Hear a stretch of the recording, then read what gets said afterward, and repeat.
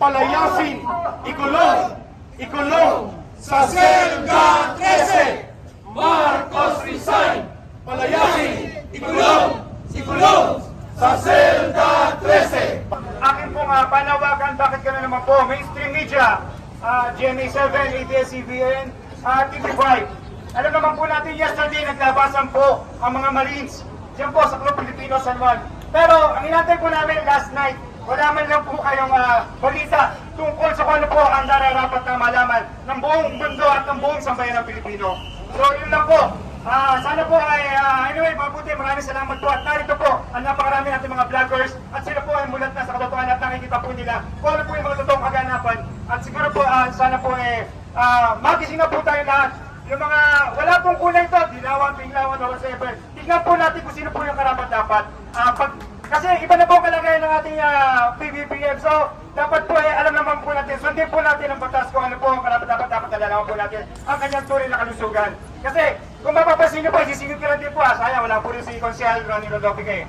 Kaya po nagmamadali ang ating Senate President Tito Soto na ma-impeach ang ating puting VP Sara. Dahil nga naman pag wala ang presidente, papayag ba kayo siyang uubong Pangulo? Yes! Yun lang po yung logic ko eh. So muli po, nakikisa po ang buong Riders team. Duterte po. Maraming salamat po. Maleta si Soto. May maleta ba kayo? Wala! May diniliver daw sa Malacanang, may diniliver sa Paway. Ngayon, ito lang po ang aming masasabi sa ating lahat. Ang kasaysayan ang naglilikha taong bayan. Palakpakan natin yun. Walang diktador, walang magnanakaw na gobyerno ang pwedeng tumagal at mangibabaw sa kapangyarihan ng mamamayan. Siyak na magaganap yun. Walang makakapigil, tangki man o helikopter, barkong pangdigma, machine gun o baril, kung taong bayan ang kumilos. Mamamayan pa rin po. Mamamayan pa rin po ang magbibigay ng hatol. Mamamayan po maglilikha ng kasaysayan. Mamamayan nagkakaisa ang maglilikha ng pagbabago. Yun nga, narinig na natin, ibabalik na muli ang tunay na tapang at malasakit sa isang matuwid na gobyerno. Sama tayo doon! Yes! Taas po ang ating mga kamao na nakakuhog. At ito po ay tanda ng pagkikipagkaisa. Ang bandila po dito sa harap, iwagay-way natin. Patawitin po natin ang bayan ko, ilang linya lang. And then magdi-disperse tayo at magpapasalamat tayo sa pagkikipagkaisa na ito. Kay sarap mabuhay sa sariling bayan, kung walang alipin at may kalayaan, ang bayan sinisiil, bukas ay babangon din, ang silangoy pupula sa timyas ng paglaya. Everybody join us. Paibon mang may layang lumipad, kulungin mo at umiiyak, bayan pa kayang sakdal ilag, ang di magnasang nakaalpas. Pilipinas kong minumutya, bugad ng luha at dalita, aming adhika, makita kang sakdalaya, aming adhika, makita kang sakdalaya. Marcos resign, palayasin, ikulong sa Selga 13. Marcos resign, palayasin, ikulong sa Selga 13. Mabuhay ang sambayan ng Pilipino. Alright mga kababayan, dito na po tayo sa may EDSA Shrine. So, dito na po yung mga Duterte Riders.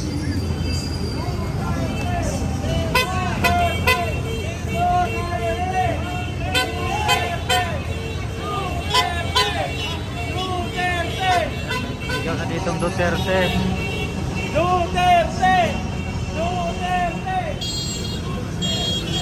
Marami dito na yung mga Duterte. Na doon sa kabila yung mga dilawan.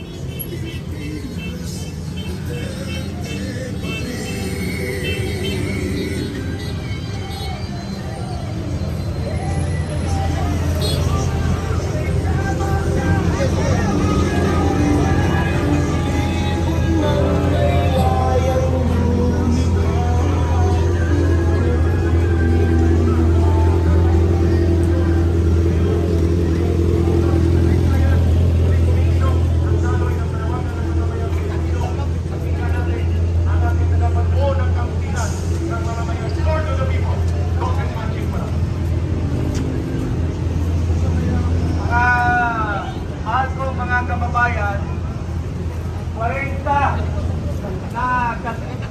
na taon, 40 years na pinatalsik natin yung numero unong magnanakaw na si Marcos Sr. Yung tatay nitong Pangulo ngayon. Mga kababayan, narinig nyo ang pinagsasabi ng mga 18 na mga Marines at binulgar nila na sila ay pinutusan na magdala ng mga pera sa bahay ni Marcos Jr. mismo. First part, milyon-milyon ang pera na binigay sa mga opisyales sa mga congressman, senador, tumanggap ng pera na pinaghirapan ng ating mga kababayan. So, kailangan mapagmasig na tayo, magkaisa po tayo para mapagdala natin sa husgado at makulong ang mga magnanakaw sa pera ng bayan, sa pera ng ating mga mamamayan na naghihirap, nagbabayad ng buwis araw-araw. Mga kababayan, andito kami ngayon, nagsilibrar ng 40th EDSA People Power. So, ilagay natin sa puso at diwa natin na hindi pa rin libre ang ating mga kababayan sa kalahasan, sa mga suppression at mga panghaharas ng gobyerno sa atin. Maraming pinapahila ng kaso, nagsasalita lang sa kanilang hinaing sa ating kapulastugan ng ating gobyerno. So, ngayon ang panahon, ibalik natin ang diwa ng EDSA Power Revolution. Magkaisa po tayo. Inikayat ko lahat ng ating mga kababayan. Mayroong hinihiling kami sa ating Pangulo base sa ating saligang batas. Nakita niyo ba ang Pangulo ng ating bayan, si Marcos? Halos payat na payat na. Payat na payat na si Marcos.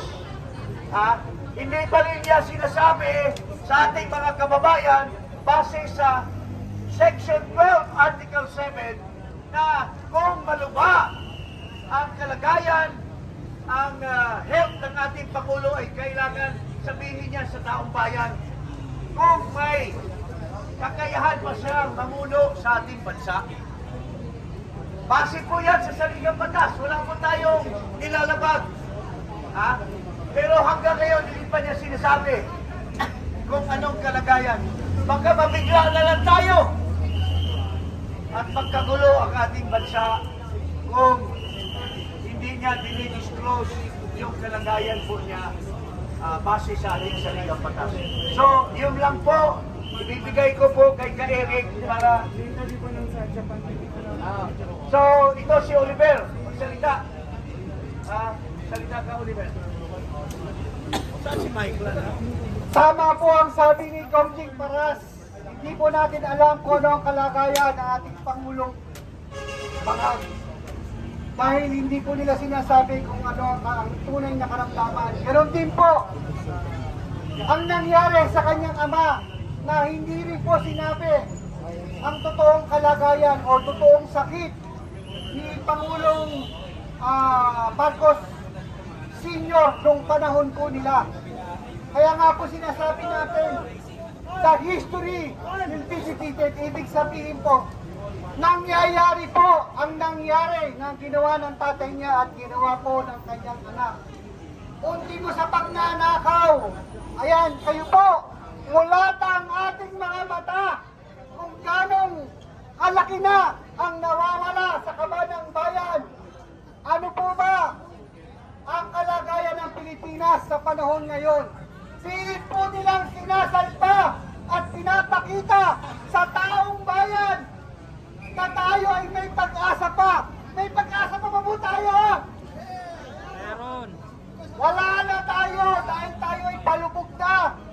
Ayan po, pinapakita na ng mga media po sa ibang bansa na hindi na po natin kaya. Ang dollar, napakataas na.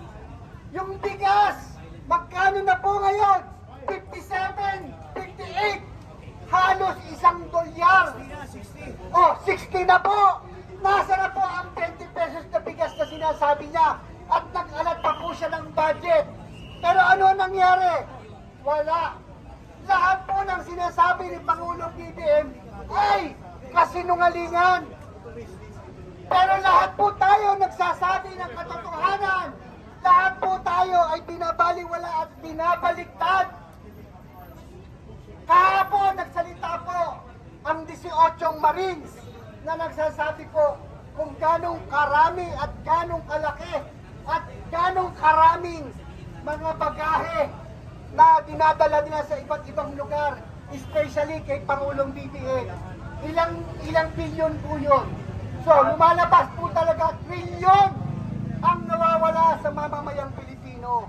Ngayon, nasa na po si Juan de la Cruz na gustong makapag-aral ng libre ang kanyang anak. Libreng pag-aaral, libreng hospital, libreng panganganak. Kayang-kaya ng gobyerno kung gugustuhin. Samantalang sila, habang tayo'y binabaha, ang buong Metro Manila, NCR, sila naman po, binabaha ng yaman.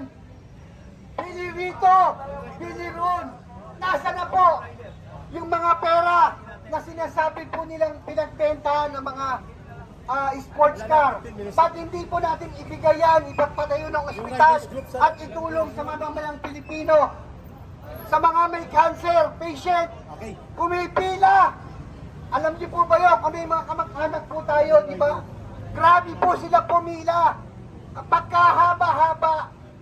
Tapos ano nangyayari po? Lumapit ka kay congressman, lumapit ka kay mayor. Kaya ayan po, magpapatunay na 40 years in the making na hanggang sa ngayon, patuloy tayong niloloko. Niloko na tayo ng tatay, niloko pa rin tayo ng anak.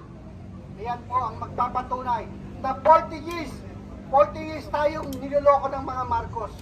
Marcos, bangag! Marcos, resign!